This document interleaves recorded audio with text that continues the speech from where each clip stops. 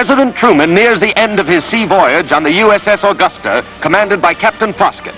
Accompanying the President on the history-making trip to Potsdam is Secretary of State Byrnes. During the voyage up the English Channel, the British cruiser Birmingham and several destroyers provide an honor escort. Mr. Truman debarked at Antwerp, Belgium, and was flown to his momentous conference near Berlin, where he met Prime Minister Churchill and Marshal Stalin.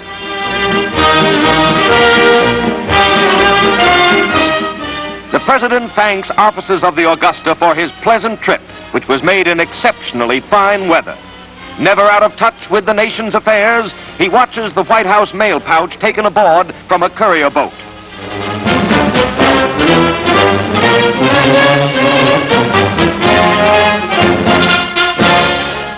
Prior to landing, Mr. Truman confers with Secretary Byrnes and Admiral Leahy, who will be his two chief aides in a meeting which may well determine history for generations. However, the President takes time out to enjoy some of that good Navy chow with the seamen.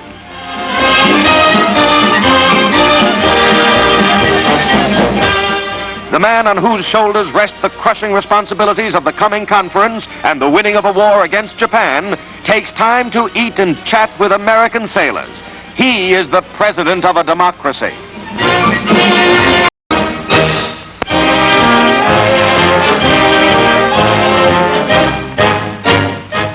Expanding their ever-increasing hold on the important Jap island chain of the Ryukyus, the Marines make two more landings which help protect our bases on Okinawa.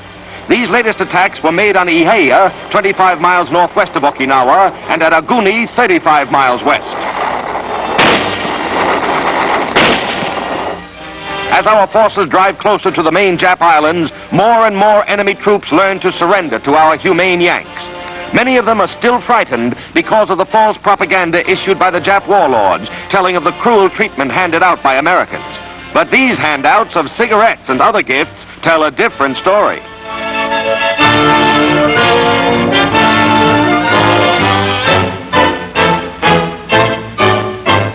The battle for these two new valuable outposts is over. Victory here is complete.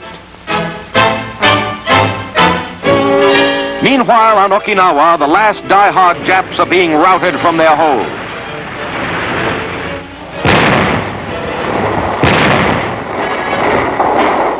These nips believed the propaganda and suffered the consequences, as shown by official Marine Corps pictures.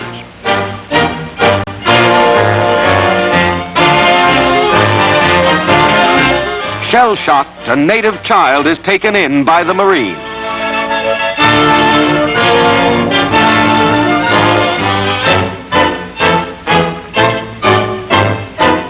Prisoner of war stockades receive thousands of enemy captives rounded up as the advance continues.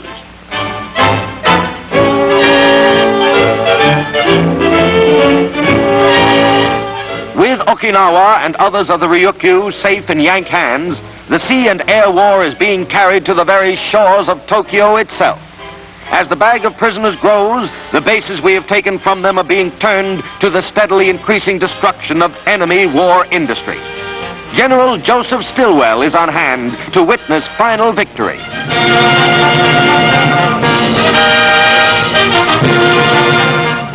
Here is where the Japs' commanding general died, and with him died the hopes of the enemy on Okinawa.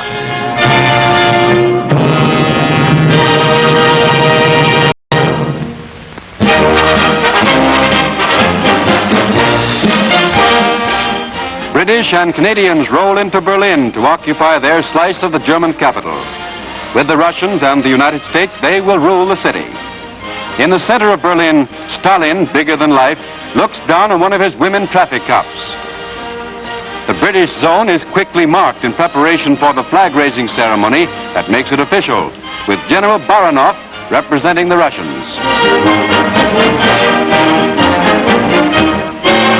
Civilians get a small taste of Allied power as mobile units pass in review before Major General Leahy, commander of the British forces in Berlin. Troops go sightseeing in the once great city, and everywhere famous landmarks are in ruins, most damaged beyond repair. Most popular with the soldiers is a visit to the Chancellery for a souvenir of the former occupant, Hitler. Even chandeliers are stripped.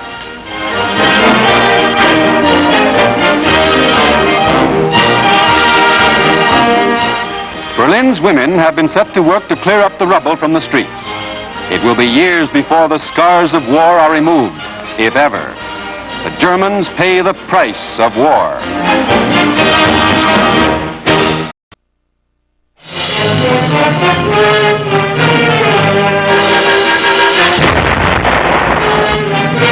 This cameraman on the deck of HMS Valiant got the shot that's the dream of every newsreel man.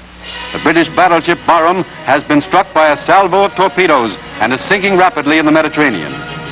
The veil of war secrecy has been lifted after 4 years to permit the showing of these pictures with their terrific and tragic finale. Men are scrambling desperately for safety as the big ship founders. The end of a 25-year career is at hand.